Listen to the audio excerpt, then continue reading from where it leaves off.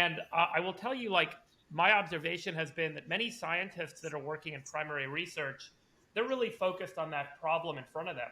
How do I identify and evolve the science? But typically, the application that can transform the market is nonlinear to where they're thinking and where they're looking.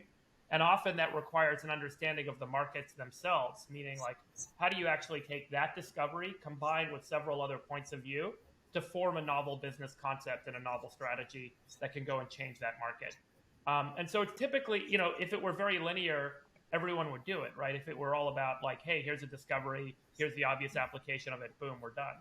I don't think that when humans invented the ability to do optical scanning, we would have realized at that time that it would ultimately lead to DNA sequencing, which is the primary technology in DNA sequencing.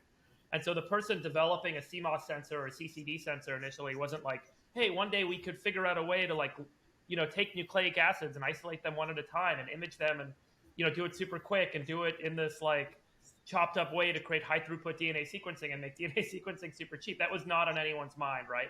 And that's the interesting thing about technology is the most value can be created by seeing maybe a few steps ahead of where the confluence or the nonlinearity arises. And so that's a big part of what we do. I say that our job is to connect the dots between science, markets, and people. So, what is the market telling us? What's the science showing us the possibilities are? And who are the people that can help kind of execute against some novel point of view?